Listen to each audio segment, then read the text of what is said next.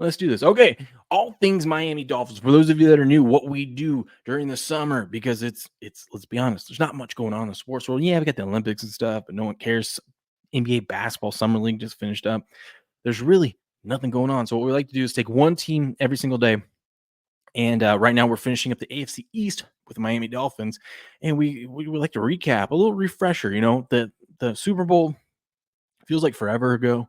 Plus all the offseason transactions and stuff. It's kind of like I'm always like, oh yeah, that coach went there, that player signed there, that player was traded there. Like it's hard to keep up with all the transactions that happens in the NFL. I mean, you might know your favorite team. Yes, you might remember everything that happened. Outside of that, though, it's pretty tough. So what we like to do is do a little refresher. So we go through what happened last season, and we're going to look at the transactions. Who did they gain? Who did they lose in free agency? Take a look at their draft picks real briefly. Look at the salary cap if it's applicable, if there's any issues. Like, for example, the Bills are paying $58 million to players that aren't even on their team anymore. That's crazy. And then we like to look at the upcoming season and whatnot, and then take a look at the betting markets to see if we can find any value in that. So last year, Miami Dolphins had a good season, man. I mean, they started off hot, 6-3, headed into their bye week. Finished the season 11-6. Was kind of crazy though, man. All they had to do, I say all they had to do was win one of their last two games. Granted, one of their, both of their last games were against Baltimore and Buffalo, but the season did, and they would have won the division title. The season did come down in Miami against Buffalo, and that was the division title on the line. Could have changed things for the Dolphins there, but weren't able to get it done. So they ended up being a wild card and having to go on the road instead of hosting, which would have been crazy. If they would have won that game, they would have been playing Buffalo the following week for the first round of the playoffs in Miami again. So they would have played back-to-back weeks. Would have been weird. But yeah, they lose to Buffalo, and then so they had to go play Kansas City in the playoffs. They lose 26-7. But remember that game? That was that crazy, like, minus 20-degree wind chill game, one of the coldest games ever in NFL history. The wind was just insane, and we had multiple fans, like those guys that were decided to go out there with their shirts off for a little bit, ended up getting severe frostbite. Gotta love fans, man. You gotta love fans.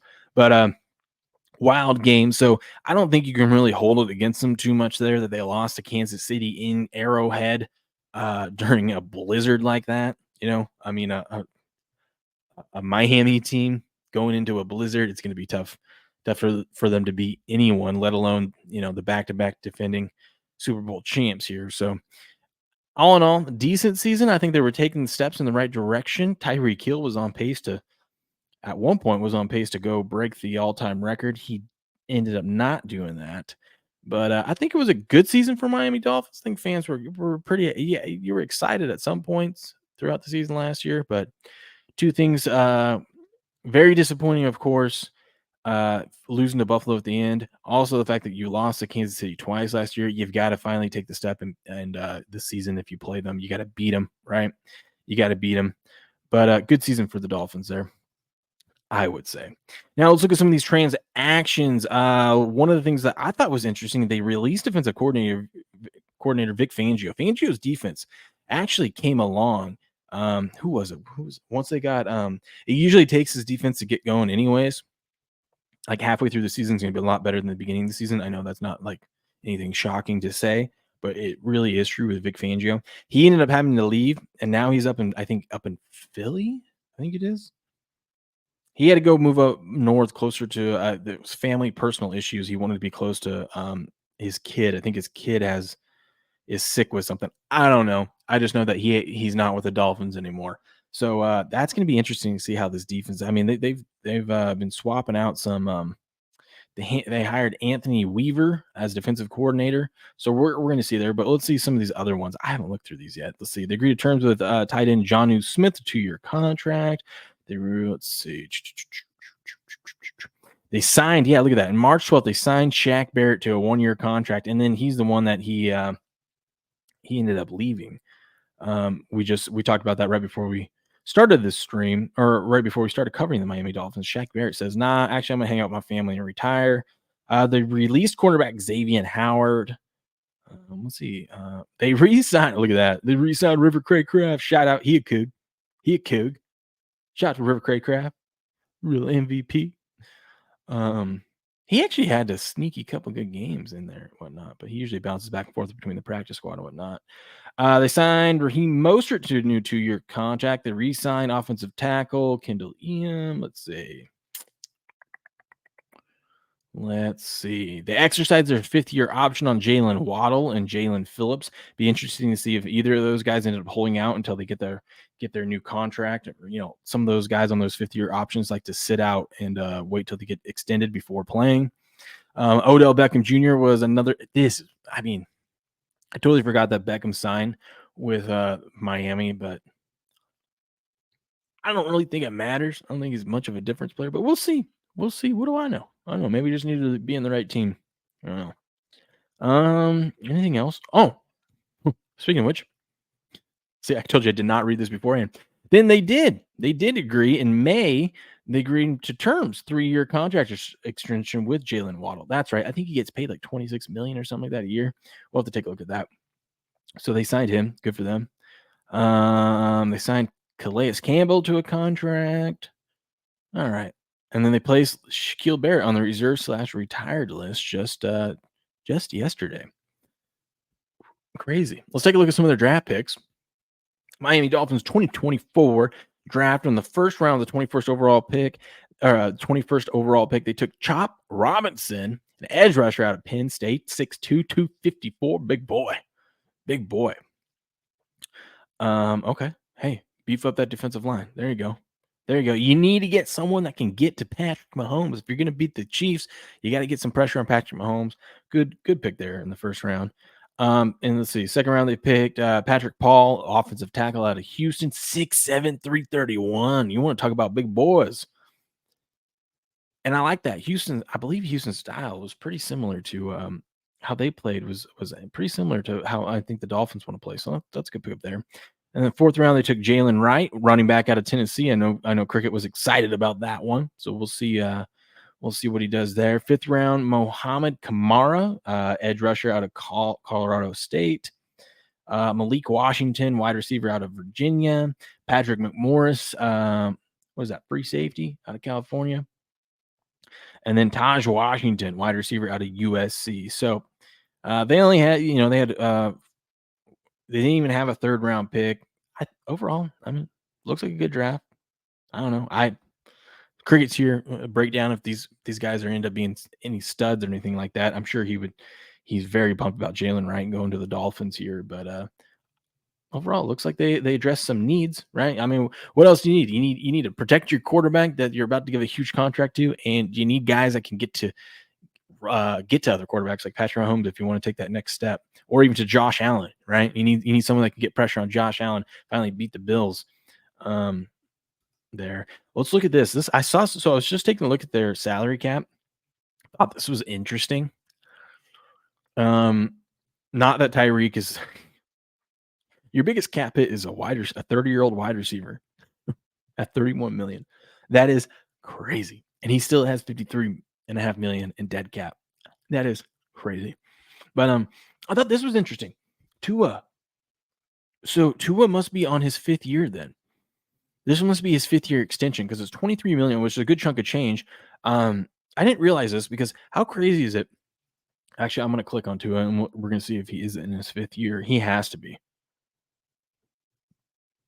Oh, come on, dude.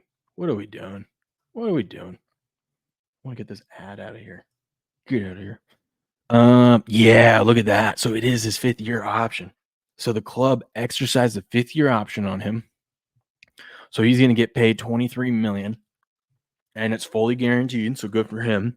But how crazy is this? Oh man, look at this. Oh, okay, never mind. That was part of the signing bonus. I was like, man, they paid him nothing the last 4 years, but it was all into the signing bonus. But anyways, how crazy is this? When do we ever see these quarterbacks nowadays get to the 5th-year option? Right, the club always exercises it, right? Because you want to, because like as you're onto it, then when you extend them, you're able to shuffle money around and whatnot. But how often do we see we're what like 6 weeks away from the season starting, and they haven't extended him. When's the last time we've seen one of these quarterbacks get exercise fifth year? I mean, let's be honest. Does anyone think that they don't want to extend him? That he's not going to be the guy in Miami, right? I don't think I've ever seen this. I can't recall where they exercise a fifth year option and they have not extended him yet. So, like, after this, he's an unrestricted free agent. So they'll have to use the franchise tag on him. If I mean, I don't think it's going to get to that point, obviously, but who knows? Maybe here in August we'll see a Tua exercise, get his contract extension and whatnot with the Dolphins. What's also crazy is usually these teams want to extend these, like they would have extended him sometime during last season or even before last season started, maybe. Now, granted, there was a lot of those health issues and whether, he's had his concussions and whatnot. Maybe that's why they hesitated. But one of the other reasons why they like to extend him is because, as we see every year, once a quarterback gets signed, the next guy is going to sign for more. And that thing just keeps going up and up. I mean, we're approaching, Dak wants like 55 million in his next extension. He wants 55 million a year, right? We're talking like some of these guys are expecting 60 million a year. And some of them are worth it and whatnot, but you would think you'd rather sign him now because it's not in the NFL. It's not who you are, it's when you are. Meaning, when are you due for a contract extension? Okay. And if you're a quarterback and you're good enough to be one of the starters in the NFL, guess what? You're going to get the next big contract. It doesn't matter how good you are. They just says, hey, that guy got that. I want a little bit more than that. Okay, that's the deal. That's just how it works. And then the salary cap keeps going up and up and up. NFL about to sign this new TV contract, and that's going to boost it up there more too. So you would think they wanted to get him locked in sooner, but here we are. So yeah, I just thought that was very curious. But other ones, we got Bradley Chubb making 15.8 million on the book. Now these are what's on the books, not what they're actually getting paid this year. They might have already been paid this money. They might be getting paid this money. Let's see. Yeah, you can see over here, you got their base salary. So this is what they're going to make the season plus what they've already gotten in signing bonuses and whatnot. So this is just all for what's actually going to get credited on the books this season. Jalen Waddle just did his contract extension. Let's take a, and then you got Jalen Ramsey. That's who I was thinking of the other day. I couldn't remember his name. I want to see if they ended up taking him off of here already.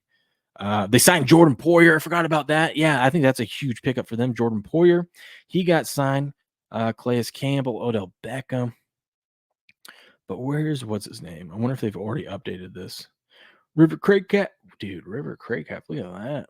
My man making 115,000. Good for him. Let's see.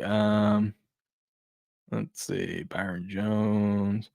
Yeah, so it says Shaquille Barrett is on the dead cap list down here. I don't think that actually goes against him since he didn't really play, but I don't know. But he was already, maybe that's why he retired. He was like, you know what? Who needs an extra 1.1 million? I'm good. Wild. Well, look at this.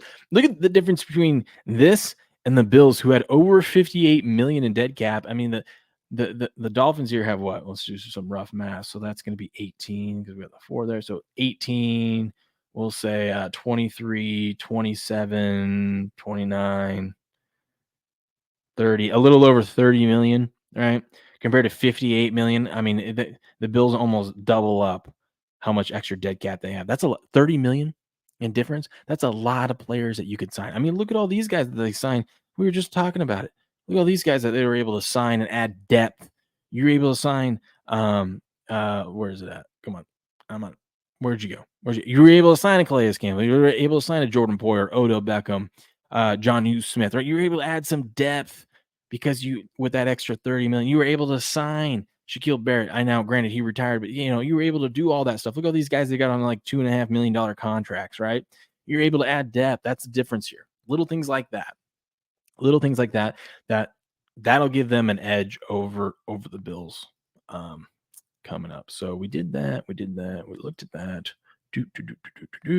So let's go ahead and preview the upcoming season now. That's all the off-season news with the Dolphins. I bet you too it gets extended. I bet he does. Millie Goats is here. What up, AK? Says Dolphins don't want to wait until Purdy gets signed. He's going to set the market. No slanting. It's literally just whoever the quarterback is. It doesn't matter who the quarterback is. It's, are you up next? Oh, you are? Okay, you're gonna get the most. That's just how it goes. That's just how it goes.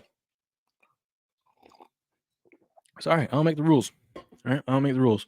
Here's what we got. So Miami, early bye week. Look at that. So they're going to start the season off against. Ooh, look at that. They get 2 home games. So they're going to start the season off against Jacksonville. That'll be a good game. And then Thursday night football, they get to play the Buffalo Bills. Can they get revenge against the Bills for upsetting their division title hopes last season? For the last week of the season, we will see. But Thursday night football against the Bills. First road game is going to be on the road in Seattle, home against Tennessee, and then at New England. Ooh, I like the bet. So we always get those betting over on Bet Online. You can bet like what will the record be after the first 5 weeks. The Dolphins. If you think they can beat the Bills and the Jags, I mean, Dolphins could be 5-0. I think I'd sprinkle some on the 5-0, maybe a little bit on the 4-1. I don't see them being much worse than 4-1 in these. I mean, they're going to be favored in all these games, but maybe Buffalo. So we'll see.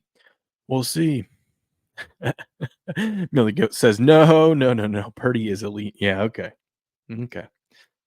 Let's see. Then they got an early bye week 6. And then, man, that's always tough having those early bye weeks. And then that grind right after that. Something is off when you can say with coincidence, Purdy and Love are setting the market. Yikes. I know, right? I know. So then they go on the road at the Colts, home against the Cardinals, then at Buffalo, at LA. Man, that's a tough stretch. That's a tough stretch. You come off your bye week, and 3 of your next 4 games are going to be on the road. Colts, Cardinals, Bills, Rams, and then you get back-to-back home games here, Raiders and Patriots. Then at Green Bay for another Thursday night football game. That'll be a fun one. Green Bay. Ooh, speaking of love, Tua action, huh? Little after Thanksgiving. Gonna be interesting. Ooh, that is a short turnaround too from playing New England there. So then home against New York, being the Jets, that is. Home against the Jets, I should say. Then at Houston, that's gonna be a fun game. Houston, Miami in December. Whew, that might have some playoff seeding implications. Then home against San Francisco. At least you get San Francisco home this year. And then you got to look at that. You got to finish the season. 3 of your last 4 games on the road. You got to go out to Houston, and then you do get a home game. You get your home game against the 49ers. Ugh. And then you got to go on the road, back-to-back road games to end the season at Cleveland, and then up in New York taking on the Jets. Ooh, that might they're setting it up again this year. They're setting up that Jets game might be for the division title. It could be. Who knows? Who knows? That's going to be interesting. That's going to be interesting. So let's go ahead and go take a look over here. What time are we at? We're doing good. We're doing great. Bet Online. That's who I use. So we're going to take a look at their betting odds. You think I would have had this pulled up first before the season, before the stream? Nope. They are 3.5-point favorites, minus 170 on the money line week 1 against the Jags. Let's take a look at their futures. Let's go to the division futures first. So the Dolphins are the second favorite. I can't believe the Bills are the favorite. Listen, I still say this is my favorite bet. So the Dolphins are the second favorite at plus 190 to win the division. Bills are your favorite at plus 160. I think this is what you do, and this is what I'm going to do. Actually, I already have. Is I'm going to put 2 units on I put 2 units on the Jets and 2 units on the Dolphins. Not getting crazy.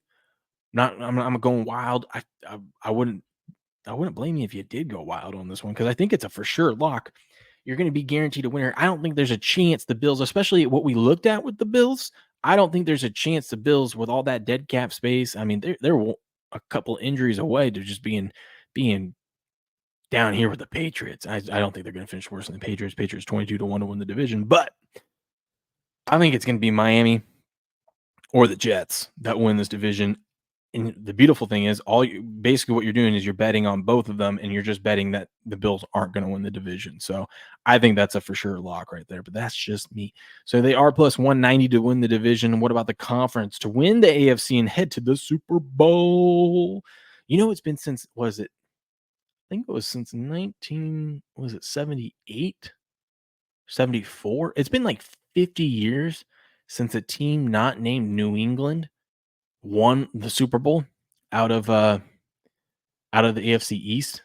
I don't even know if they were the AFC East back when Miami won it. Miami's won 2 and the Jets have won 1. But I was looking that up because I'm like, when's the last time someone not named the Patriots won from the AFC East? And it was Miami was the last one, but it was like 50 years ago.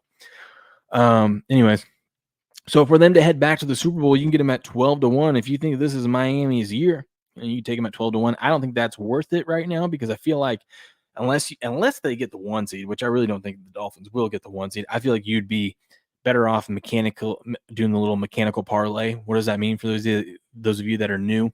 That means that you just bet on the Dolphins every single game throughout the actual playoffs when it comes around, and you just roll it over. I think you will if you did that and they did end up winning it and going to the Super Bowl. I think you'd get a better payout. Obviously, it depends on their matchups and whatnot, and who they end up facing, whether they're the 1 seed, or they have to go on the road, so you get better odds on them. And the other thing about it is you're not tying up your money for 6 months, 6, 7 months, right? So we'll see. And who knows? Maybe they don't even make the playoffs. I doubt it. But so I think you're better off just waiting. It's better to grab some of those things when you can get for example, if you like the Ravens to win, and you think the Ravens could get the 1 seed this year, plus 550 might be worth it now because if they get the 1 seed, then they're only going to be playing 2 home games to get to the Super Bowl. They're probably going to be, they definitely are going to be favored in both of those games. So you're probably mechanical parlaying not going to get plus 550. So that's where you would want to take them there. But that being said, let's take a look at what their odds to win the Super Bowl. Let's see. The Miami Dolphins to win the Super Bowl are 25-1. If you think that they can, if you think Miami's going to win the AFC, I'd rather just take this 25-1 instead of the plus 1,200. Because then when they get to the Super Bowl and you got a plus 2,500 ticket in your pocket, you're feeling good. You don't even know who they're matched up against. It don't matter because you can hedge the other way. I'm not making that bet, though. I'm not making that bet. Division parlays. What is this? Is the exacta? Oh, you can bet. Oh, if you like the Dolphins to win the division, you can parlay it with other teams. That's pretty cool. So let's see. So if you like that, where's the Dolphins? Let's find the Dolphins in here.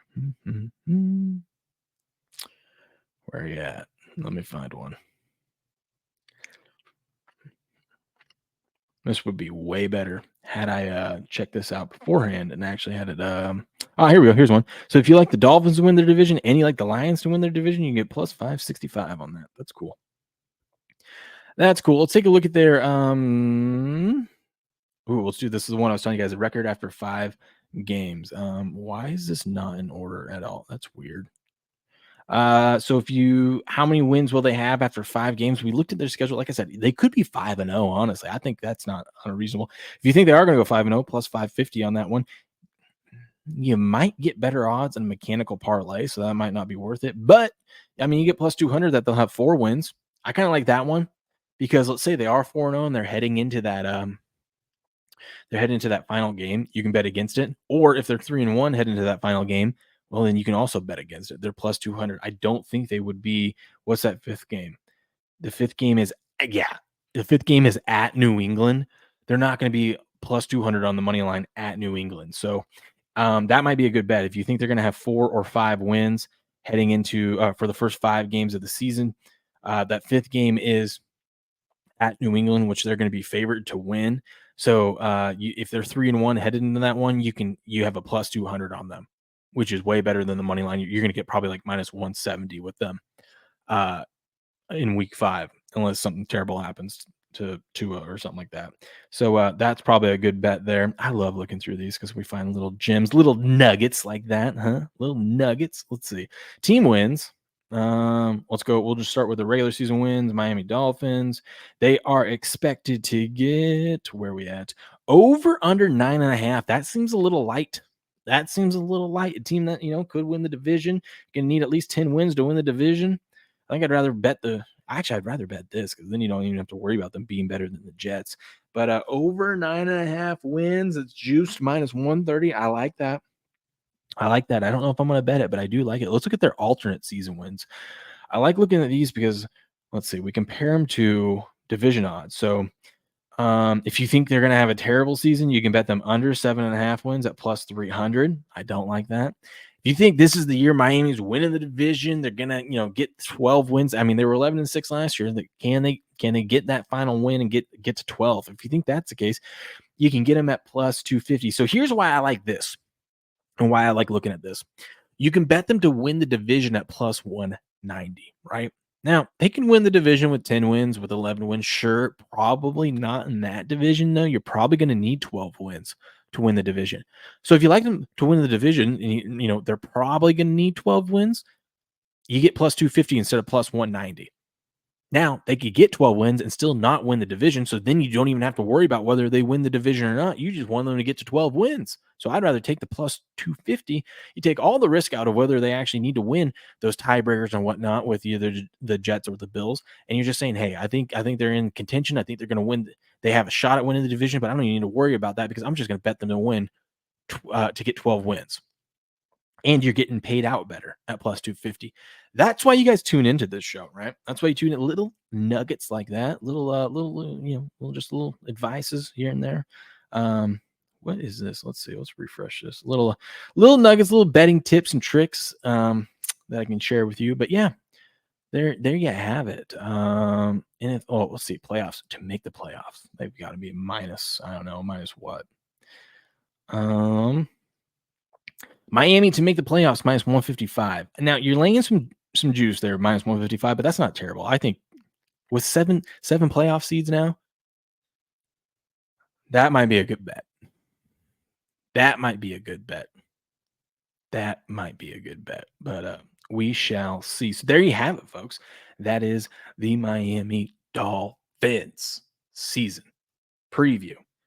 Like this video, share it out there with all your friends, smash the like button, give us a follow. We're here on Rumble, shout out Rumble. We're on YouTube, Twitch, local, shout out to my locals community, and over on X as well. Give us a follow. Also, wherever you get your podcast, please subscribe. Game on Sports News and Picks. Listen, we talk about this, the 2 A's, right? Algorithms and advertisers, right? We need it. If you're over here on Rumble, I know we don't like YouTube, but we really appreciate if you went over to YouTube, subscribed over there. It helps with the algorithms, help with advertisers, right? If you listen every single morning on here, really appreciate if you go wherever you get your podcast, go subscribe and download some episodes over there, and that really helps the numbers there. All those things help make the show grow. And I really appreciate it. So if you guys could do that, that'd be great.